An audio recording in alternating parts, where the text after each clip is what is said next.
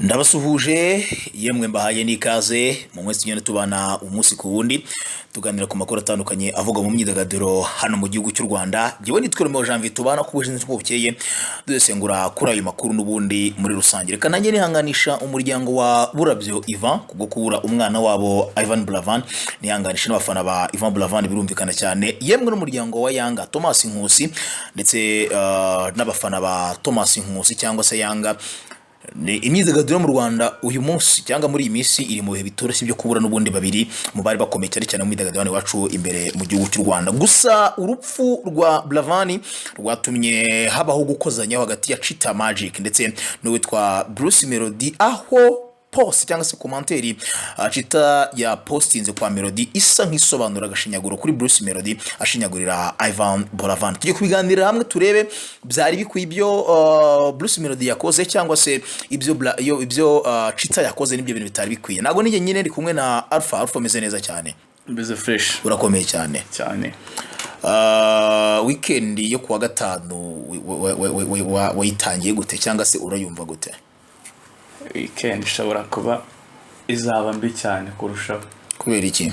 Turi mu minsi mibi muri iyi minsi. Turi mu minsi mibi cyane muri iyi minsi ndetse by'umwihariko y'urupfu. So ku itariki ya 17 abenshi barabizi, wenda reka ncemo gatoya z'uko kwezi kwa munani turimo uyu mwaka wa 2022 nibwo hamenyekanye inkuru mu rukerera mu hagana amasasa bagutyo, nibwo hamenyekanye inkuru yuko uwitwa Burabyo Ivan yitabye Imana aguye mu Buhinde azize kanseri y'urwagashya. Ndetse ku saa 5 z'amanywa nibwo hamenyekanye inkuru yuko Thomas Nkusi uzwi nka Yanga nawe yitabye Imana aguye muri Afrika y'Epfo aho yazize umwijima, urwaye bw'umwijima.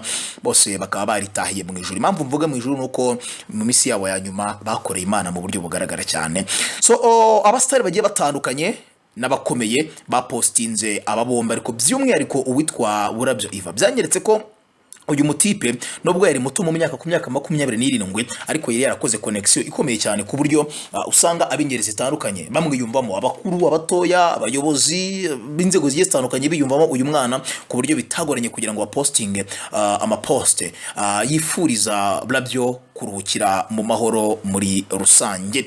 So kuri iyo tariki ya 17 yewe ni ya 18 bamwe bagiye bapostinga. Icyo nyine ngo tuganireho ni poste yagiye ku rukuta rwa Instagram ku itariki ya 18 z'ukwezi kwa munani wa 2022. Ni poste iriho cover BRUCE MELODIE mu gitaramo afite i Burundi by'umwihariko mu mujyi wa Bujumbura. Ni gitaramo agomba kuzakorera ku itariki ya 2 z'ukwezi kwa 9 umwaka wa 2022 ngo muri VIP, ndetse akanakora ni ku itariki 3 muri rusange. Ni igitaramo afite mu mujyi wa Burundi Bujumbura. Yafashe iyo afishe y'igitaramo ayishyira ku rutare rwa Instagram, yandika mu magambo y'icyongereza agira ati Burundi, this time I'm about to give you the biggest show. Set your alarm September 2nd and 3rd. Ashyiraho emoji y'umuriro. Ati Burundi, ati iki nicyo gihe ngo mbahe igitaramo kinini cyangwa se konseri nini cyane. Ati mwebwe icyo mukora kukazogira gusa. Ati matariki yanyu muyakubite mu bitekerezo kuri 2 no kuri 3 z'ukwezi kwa 9 umwaka wa 2022. Arabaza ngo muri tayari? Mu minota mike cyane itaruzura n'isake baragushyira iyi poste uwitwa Julius Chita Niyitegeka cyangwa se Chita Magic nkuko akoresha amazina kuri platform ye akoresha ya YouTube, yanditse comment itakiriwe rumwe n'abantu tugiye kuganiraho tugahuza ibi bihe n'ibya Melody, tugahuza n'ibi bihe n'ibya Julius Chita. Yanditse agira ati ibihe byo guha icyubahiro BURAVAN no kumusezera, ntabwo umuhanzi nka BRUCE MELODIE wagakwiye kuba ari ibi bihe ushyiramo abafana bawe. Iyi poste urayihubukiye. Ashyiraho #rest in peace BURAVAN. Ku ruhande rwawe ndagira ngo maze nakire komanteri yawe. Poste ya BRUCE MELODIE yaje ihubukiwe tugende kuri situation imyidagaduro irimo byaka kanya. Nagihubukiye kubera icyambere Bruce Melodie ni umucuruzi w'umuziki, yego niko kazi kamutunze. yego Bruce Melodie atakoze igitaramo ntabwo yabona amafaranga. yego Kuba wenda umuhanzi mugenzi we mu myidagaduro yarapfuye, Yego. ntabwo byakora akazi ka Bruce Melodie. yego Ntabwo Bruce Melodie arabikeke kwamamaza igitaramo afite no kugishyushya ngo nuko BURAVAN yapfuye. yego Kubera ko ejo bundi ntakenera kwishyura inzu, kuba ubuzima bwe bwose bwa Bruce Melodie turabizi nta kandi kazagera n'umuziki. yego Rero kuba yafata post agapostinga ntabwo byafata Chita ngahita ahubwo Chita yahubutse cyane. Chita niyo wahubutse kugira ngo ahita avuga ngo ntago wakagize. yego Yakamamaje se. Ese Chita we nta interview ari gukora. ibiganiro biriho Nawe ari gukora. Ari ibyo bagendeye kuri ibyo bakavuze ngo abasitari bose cy'abahanzi bareke kujya gukora indirimbo. Abahanzi ari inshuti ze araba bakoranye, ari n'abari gusohora izindi ndirimbo uyu munsi. Ntabwo ari kujya mu studio cyangwa bareke gukora ibyo bagakoze no kubera ko BURAVAN yapfuye. Yego yapfuye. Nakababara. yego Kandi hano ntabwo yigeze posting avuga ngo kuri BURAVAN yapostinze yamamaza industry ari gukora n'azakora igitaramo cye. yego Jewe ku ruhande rwanjye Chitabwo niyo wahubutse. Kuchita yabakibona posti ahita ahubuka mubwira kuri ni nko kugira ngo yigaragaze neza mu bantu ni ko tubyita. yego Ahubwo niyo wagaguye kumubwira ati igitaramo kiri mu kwa kindi kizaba kimeze gute. Ariko guhita avuga ngo yahubutse, ntago yahubutse. Chita niyo wahubutse. Chita niyo wahubutse. Kubera ko Bruce Melodie agomba kwamamaza umuziki ari gukora. Ku ruhande rwawe imbone yawe irakwereka yuko Chita ariko bahubukiye ibyanditse by'aka kanya kabisa. Ese ndabaza Chita n'abandi batekereza nkawe kuko nanjye ntago ndi ku ruhande rwe, muzi igisobanuro cy'ijambo mukomere? Igisobanuro cy'ijambo mukomere nubwo tuba twabuza abacu, igisobanuro cy'ijambo mukomere ni ukwakira ko uwacu yagiye tugakomeza kuba mu buzima busanzwe bwa buri munsi turi kugendana. Ku itariki ya 17 z'uku kwezi kwa munani twabaye shocked kugeza ubwo nabonaga kuri Twitter abantu barimo barasaba yuko batanga konje kubw'ibyo bihe byari bigoye abantu barimo. Ati no mu kazi turi gusinzira, ntitwigeze tubasha kuryama mu ijoro ryakeye, turi gutekereza urupfu cyangwa se impfu z'abasitari, ntago imitima yacu tuje, ntago imitima yacu iri hamwe. Nubwo ibyo byose byabaye gutyo n'akabaro twari turimo, umufundi yarabyutse mu gitondo ajya ku ndege, n'uwo muyobozi wasabiraga ijuru cyangwa se kurukira mu burabyo Iva ya postingaga ari muri office ari gukora akazi ke ka buri munsi. Even Chita nawe ubwe man, Chita ndarinzi ko ari mukuru ariko birambabaje. Hano atekereje bwana yirengagije. Chita ku itariki 17 BURAVAN apfa, Chita ya breakinze inkuru yuko BURAVAN yapfuye. Yego turi kugendana. Kuri uwo munsi yakiriye Bianca wari uje kwamamaza igitaramo afite cya fashion kuwa gatandatu, amwakira nk'akazi ka buri munsi akora Chita. Hagati mu gitaramo mu kiganiro nibwo bakiriye inkuru y'urupfu rwa Yanga. Banabikomantaho bitari biri muri ate kintu cyari cyabazinduye. Yego turimo kugendana. Yego kuri iyo tariki yagiye ku kibuga cy'indege na Bianca bagiye kwakira Hamisa Mobeto. Ni akazi ka buri munsi ka Chita. Ofete wenda twemere ko interview ya mbere ya Bianca yari ijyanye no kwibuka umuhanzi n'akabaro industry dufite kuvura umuhanzi n'indige bitandukanye. Interview ivuga ngo icyuki Hamisa Mobeto, video ivuga ngo icyuki Hamisa Mobeto yageze i Kigali na emoji yishimye, kubyarana na Diamond, gukundana na Rick Ross yari yiminwa. Iyi video yo ijyanye n'igihe turimo byaka kanya byo kubura abastari bacu kuri iyo tariki. Noneho ahubwo mva agashinyaguro gahera kuri iyo tariki ro 17, sibyo nibyo. Kuri iyo tariki nanone bukeye bwaho umunsi yatukiyeho uwitwa Bruce Melodie yari yaprodinze ikiganiro cya Papa Sava, interview isanzwe nk'akazi ka buri munsi akora kamuhemba. Yaprodinga interview itandukanye n'ibihe turimo, wenda nkoresha iyo mvugo ya Papa Sava rwose arayiterura yaprodinga, yakoze bishi banaseka rwose muri interview. You get it? Umugoroba w'uwo munsi amaze kwa prodinga iyo video nibwo yagiye kwiherera ku mutwe wa Bruce Melodie ngo ntago ngo umuhanzi nka Bruce Melodie ngo ntago yagakwiye. Come on bro. Undi ukurikiyeho nibwo yakoranye ikiganiro na Masamba. None se nimba atari muri terms ya business urimo, izi video ko wazishyizemo publicity, yiruka kuzishyiraho publicity ugafunga monetization kugira amafaranga ntazinjire. Man, buri batipe bagira ikintu cyo gushaka kwigaragaza nk'abantu beza, kwibonekeza nk'abanyempuwe, kwigira nk'abantu bari mu nzira imwe igororotse.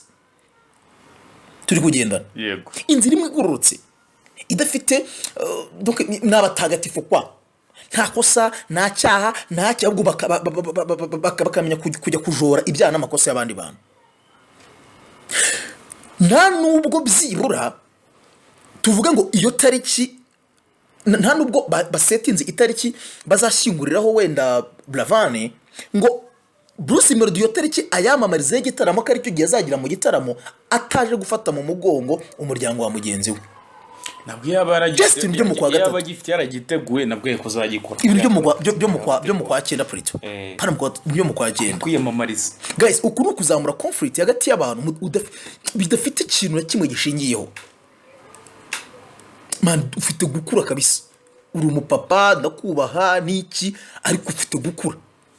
Imitekerereze yawe iranyangije bitege ubwoba. Ariko nabonye ibitekerezo byanyu bigiye batandukanye kambicemo gatoya, nari manje gutanga kimwe cyanjye, ariko mbicemo gatoya buriya tugira imyumvire igiye itandukanye. Ubwo nawe uraza kuza ko mu gitekerezo ahangaha birambabaza kugira ngo situation nk'iyi ngiyi habe hari umuntu uza kwinjiza abantu mu matiku. Turimo turakora ibiganiro ubu uyu munsi, nimba nawe ntibi bitagakwiye kubaho, ntuzaze kwa Buravan, ntuzaze sinza kwa Buravan uje gushyingura na kamera.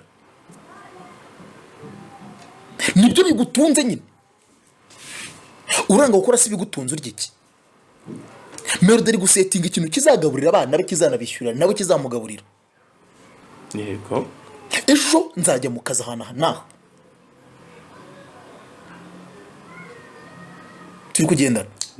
Ejo ngiye mu kazi barabajama rwose nakubona sinzi nakoreka ndike kubivuga ibi ngibi ntabwo byari ngombwa, ariko urambabaje.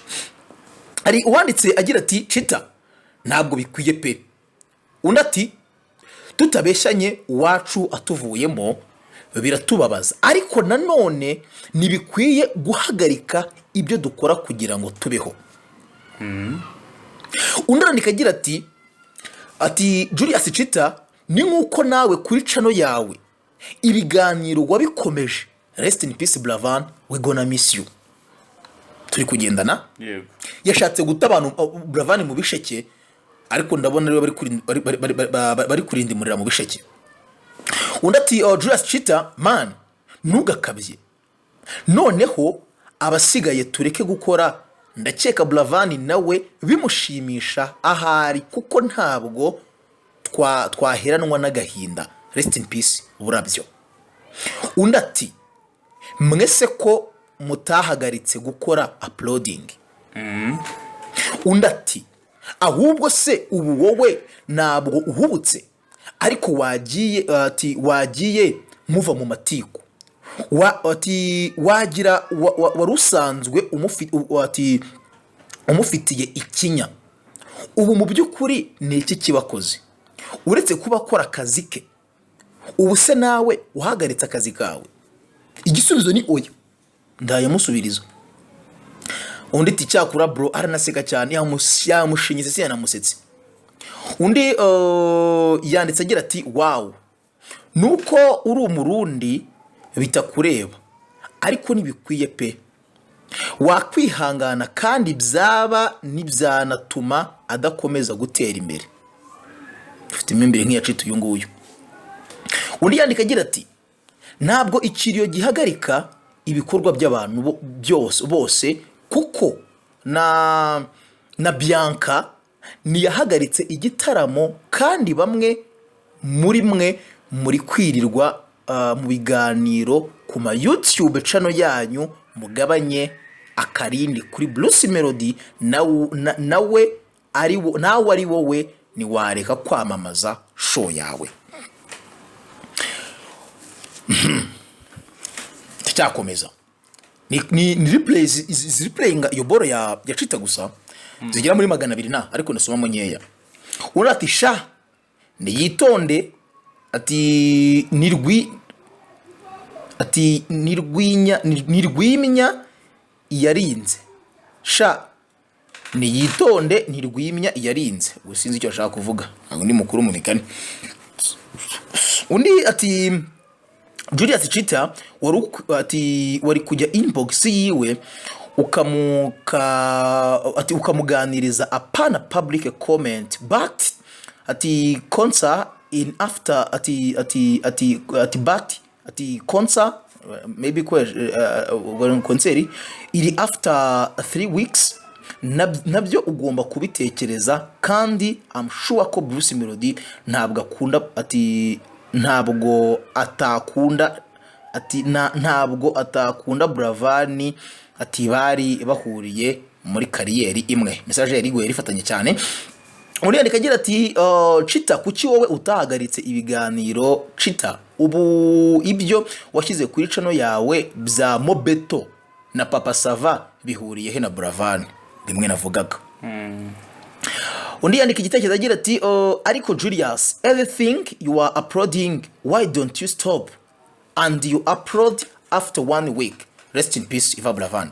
Ati Julius Chita ati buri gihe urimo kwa uploadinga kubera iki turimo kwa uploadinga ukongera kwa uploadinga byibura nyuma y'icyumweru kimwe. Anaseka ati urukiro muri Buravan ashyiraho emoji irira ndetse n'iy'umutima umenetse. Undi ati Julius Chita nimugakabye abo sibo bantu bapfuye gusa buri munsi abantu bahora bapfa kandi twese niyo nzira kandi nibigomba guhagarika gahunda z'abasigaye muri kamatiku. Rest in peace Buravan. Undi ati umuziki ni business kandi nawe uri gusohora ibiganiro kuko niko kazi kawe. Wowe ko utahagaritse gusohora ibiganiro niba turi kunamira Buravan.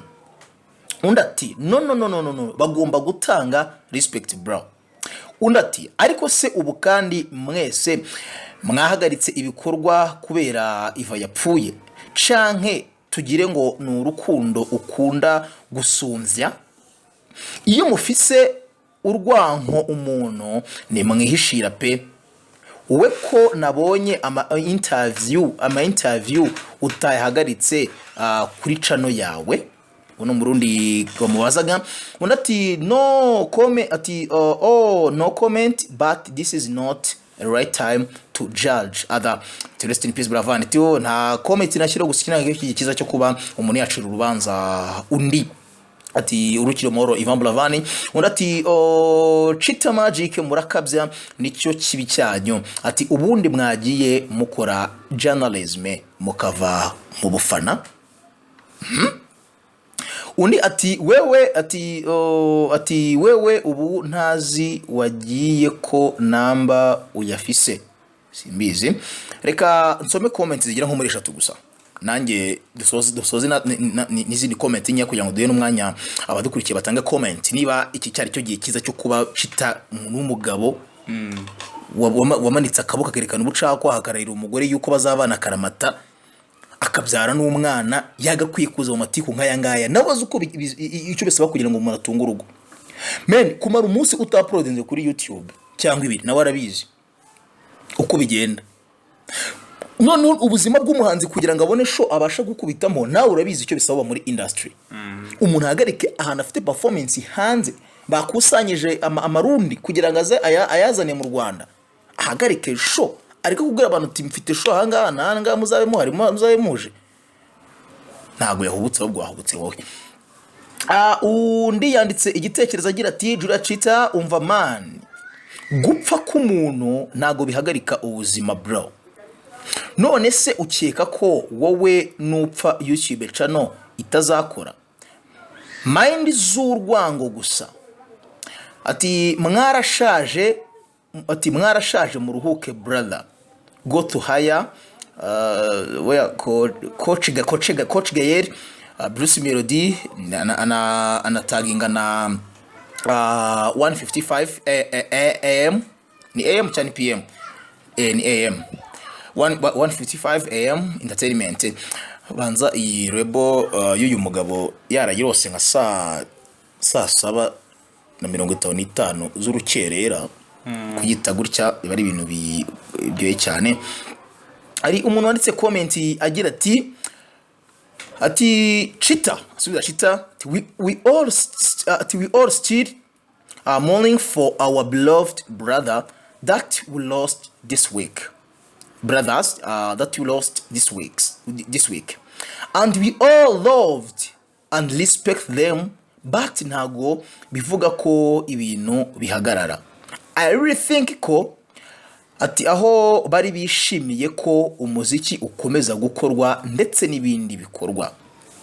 In my opinion, I don't think sitting and doing nothing will help in any way. Ahubwo let's harm them by doing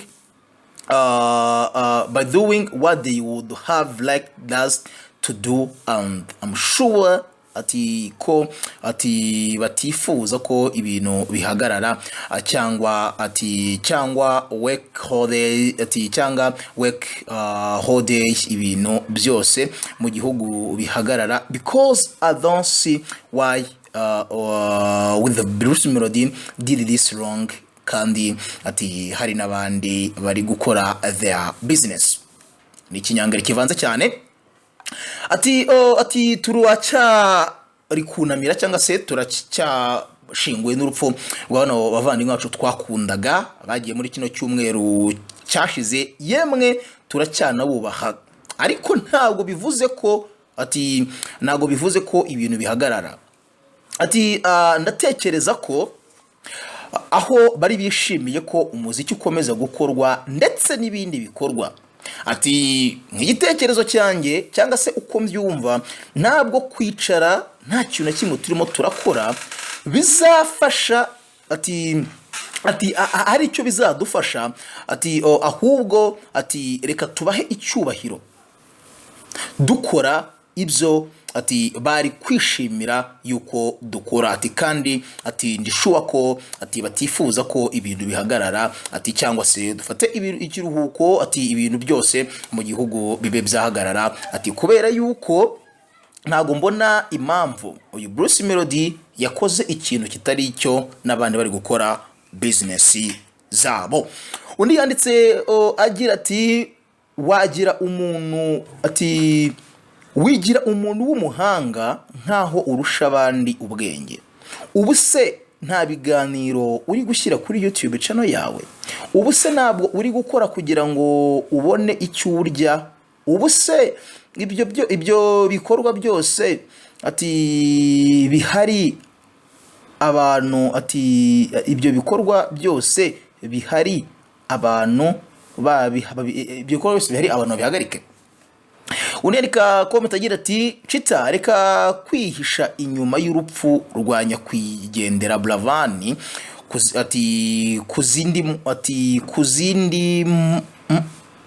kuzindi mvo ndetse gutera kuzindi mvo tutazi kuzindi mvo ino murundi unajyanga ko kuzindi mvo ubwo ni kuzindi mvano.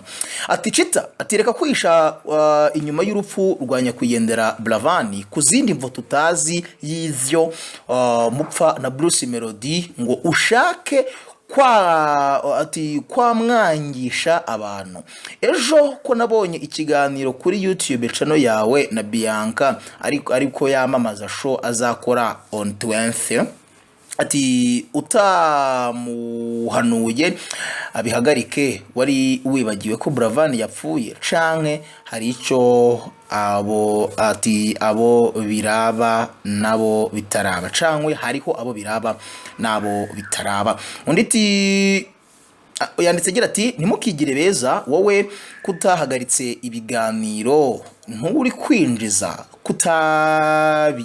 kutabitse mikrofone na kamera kugeza ikiriyo gitangiye, wari guhera ku cya Bianca waruje kwamamaza ibye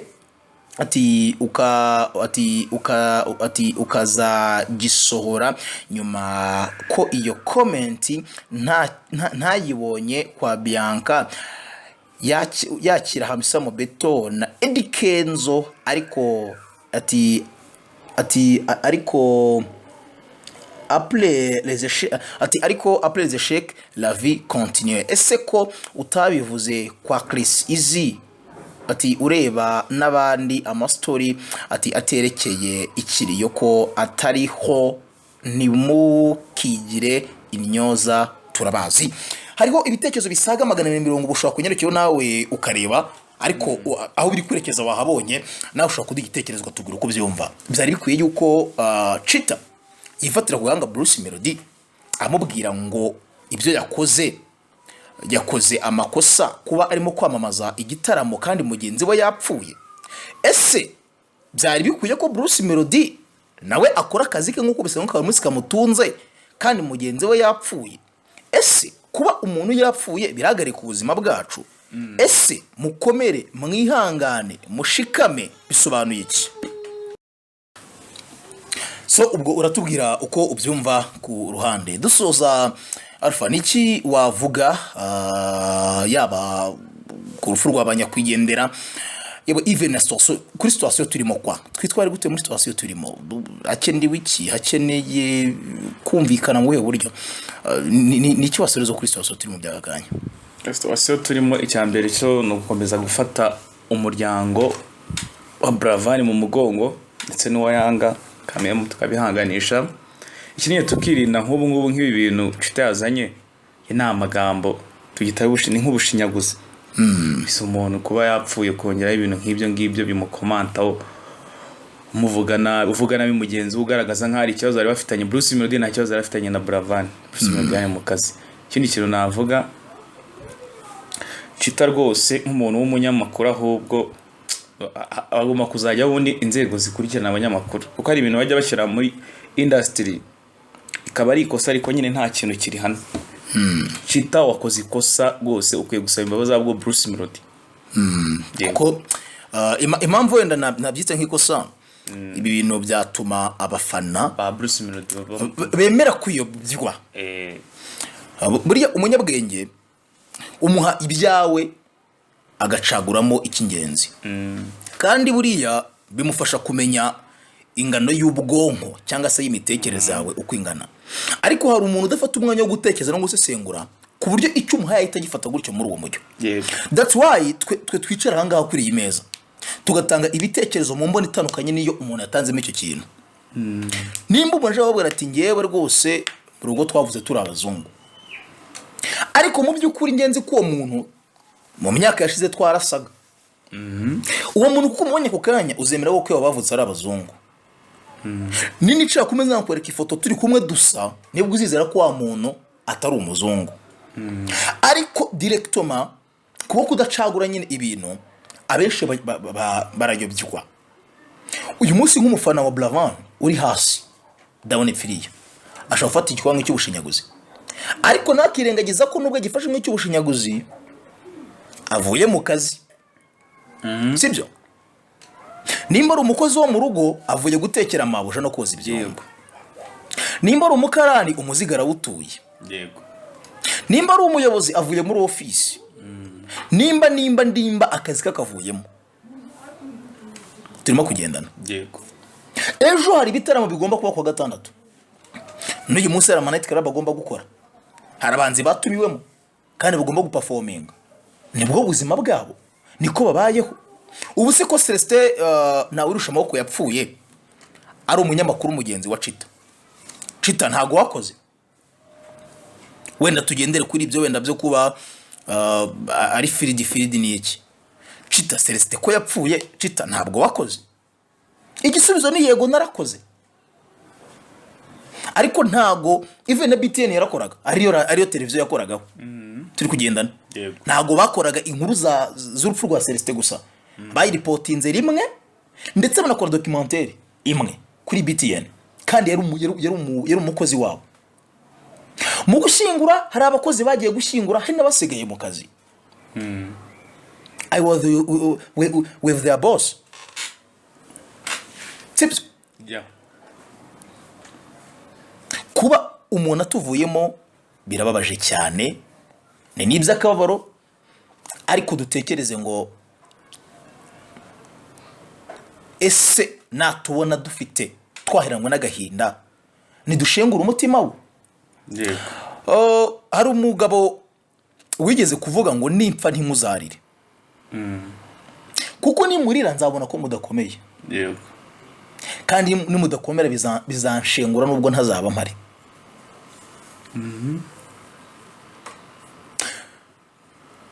Ibi turi kuvuga bitandukanye n'ibiri ku kiriro kwa Buravan, n'ibiri ku kiriro kwa Yanga. Hari indi mudu, hari nabishimiye ko bano bana bano bagiye, Buravan yagiye, uriya mwana yagiye, ndetse na Yanga yagiye, kuko bishimiye ko aho bagiye heza bateguriwe n'umwami. Dusigaye mu isi turi kwivurugutamo y'ibyaha, ibibazo n'ibigeragezo, harimo n'ibi ngibi. N'iki n'ikigeragezo turi kugendana. Uyu munsi ubu se okay, niyakorwa indirimbo igomba kujya kuri YouTube ya Burabyo Iva, nabwo bazavuga ngo iyi ndirimbo yakozwe ijya kuri YouTube igomba kwishyurirwaho, cyangwa murishyuza indirimbo yo kwibuka undi muntu. Niba ari kariyeri itunze umuntu iramutunze, guys, tujye twumvikana. Nizo ngero zirumvikana. Check your YouTube channel. Kuza kuri Instagram mugafera abantu, Instagram ntabwo iguhemba. Ushobora kumara ukwezi do posting rwose ntabwo iguhemba, usibye kuzana audience, wenda ari abaye nushaka kwamaza kamarizaho, ariko yuba YouTube channel ntabwo uzayimaza 2 days to uploadinze. I swear. Kireka niba ari ikindi kibazo runaka cyabayeho, kuko n'ubundi warabitweretse. Ku itariki 17 bapfa yagiye kwakira Hamisa Mobeto, ashyiraho na emoji seka, ariko Bruce Melodie aza kumifatira ku gakanu, ku gahanga, ngo ntabwo byari bikwiye kumanza mugenzi wawe. Ahubwo Burabyo na Yanga yashimishwa no kubona Junior muri studio y'ama recording, nubwo izo mbaraga atazibona, arimo arakora filime. Umugabo nyamugabo ashimishwa no kubona umugabo mugenzi we ari ku rugamba ari guhatana. Nta mugabo ujye ushimishwa no kubona mugenzi we yacitse intege, yabaye ikigwari. That's how it is, bro. So nibyo ngibyo ngiye ni kunguko mbibona. Ubwo muraza kudi bitekerezo namwe tubwire ko mubibona ku mpande zanyu. Ntago nzi niba ari matiko yari ku ruhande, ntago nzi niba ari ibindi bazo bafitanye ko sinabyiza kugenda bazo usibye ko muri industry bitagiye bura nyine nigo ruganda twiberamo, ariko byose Imana igira guti kabishyira ku ruhande kabikubita ku murongo, ibintu bikagenda neza. Ngiye nitwa Romeo Janvier, nari kumwe na Alpha Rwibutso na Masim TV, tuganira ku bitandukanye vuga mu myidagaduro no mu gihugu cy'u Rwanda. Kora subscribe tujye tubana umunsi kuri 5 kuri 5. Bye. Muhabwe umugisha.